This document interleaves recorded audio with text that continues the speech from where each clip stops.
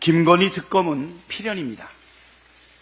어제 법원이 도이치모터스 주가 조작 사건 항소심 선고 공판에서 100억 원대의 돈을 댄 전주 손모 씨의 방조 혐의를 인정하고 징역 6개월의 집행유예 1년을 선고했습니다. 김건희 여사의 혐의는 손모 씨와는 비할 바 없이 엄중합니다. 한마디로 급이 다릅니다. 김건희 여사는 단순히 계좌만 빌려준 것이 아니라 직접 주가 조작에 깊숙이 개입한 정황과 진술이 여러 차례 나왔습니다.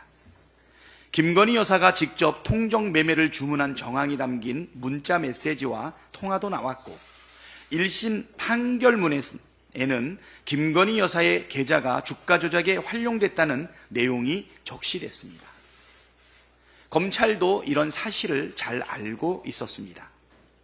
검찰은 김건희 여사와 모친 최은순 씨가 주가 조작으로 얻은 이익이 무려 23억 원에 달한다는 의견서를 재판부에 제출한 바 있고 도이치모터스 사건 1심 재판 당시 공판검사가 이때 당시에 김건희 명의 대신증권 계좌는 영업점 단말로 김건희 씨가 직원에게 직접 전화를 해서 낸 주문이에요 라고 공개적으로 밝히기도 했습니다.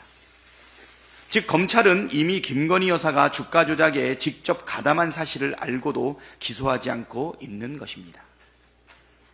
이제 어떤 핑계를 대도 더 이상 빠져나갈 구멍이 없습니다. 김건희 특검은 피할 수 없는 필연입니다. 윤석열 대통령은 그동안 수차례 불공정 거래 사범을 뿌리 뽑아야 한다고 말했습니다. 이원석 검찰총장도 한 번이라도 불공정 거래에 가담할 경우 일벌 100개로 다스려 패가망신을 한다는 의식이 심어지도록 하겠다고 말한 바 있습니다. 주가 조작만큼 불공정한 거래가 있습니까? 죄를 지은 자는 그게 V1이든 V2든 지위 고하를 막론하고 처벌받는다는 것을 보여주는 것이 일벌 100개이고 그렇게 할 때 불공정 거래 사범을 뿌리 뽑을 수 있습니다. 대한민국의 김건희 특검법을 반대하는 세력은 주가 조작 세력, 불공정 거래 세력밖에 없을 것입니다. 주가 조작 세력들이 활개치면 주식 시장은 파괴됩니다. 윤석열 대통령과 국민의힘은 주가 조작을 옹호하며 주식 시장을 교란함으로써 개미 투자자들에게 피해를 입히고 궁극적으로 주식시장을 파괴할 생각이 아니라면 김건희 특검법을 수용하십시오. 민주당은 반드시 김건희 특검법을 관철하고 공정과 상식을 바로 세우겠습니다.